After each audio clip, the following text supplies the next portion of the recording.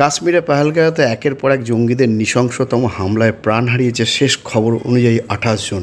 তবে এরই মধ্যে হানিমুনে গিয়ে জঙ্গি হামলার হাত থেকে প্রাণে বেঁচে ফিরেছেন কৃষ্ণনগর বউবাজার বাসিন্দা ডক্টর দেবশ্রুতি দাস ও সুদীপ্ত দাস।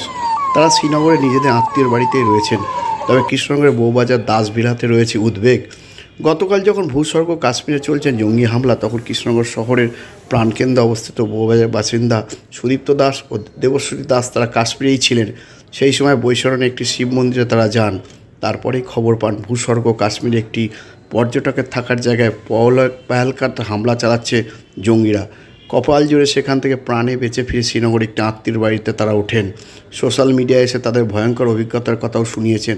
চোখে মুখে ভয়ের আতঙ্ক গ্রাস করেছে সুদীপ্ত দাস ও তার সহধর্মিণী দেবশ্রুতি দাসের। তারা ঠিক কী জানিয়েছেন তাদের সেই বক্তব্য আমরা শোনাবো। আর এ নিয়ে আজকাল আগামীর বিশেষ প্রতিবেদন।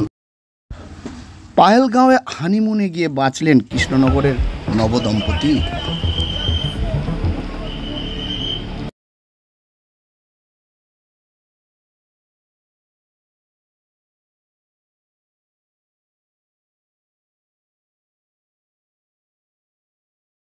মানে ভয় ভীষণ পেয়ে গেছিলাম সেই মুহূর্তে, এবং ভিডিওগুলো দেখে আরো আতঙ্কিত যে আমরা যদি সেই স্পটে যেতাম আজকে। না মানে আমরা ক্যান্সেল করেছি, তাই নাহলে তো আমাদেরও যাওয়ার প্ল্যান ছিল। সত্যি কথা বলতে আমরা ৮ দিন আজকে কাশ্মীরে আছি।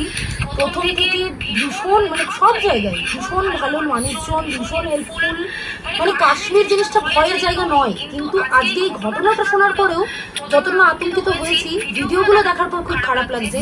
এবং একটা চেনা ফেস যাদেরকে দেখলাম সোমবারে সেদিন, তাদের মধ্যে একজন মারা গেছে। এই জিনিসটা ভীষণ একটা শকিং একটা ব্যাপার আর কি। মানে এইটাকে মেনে নিতে খুব কষ্ট হচ্ছে।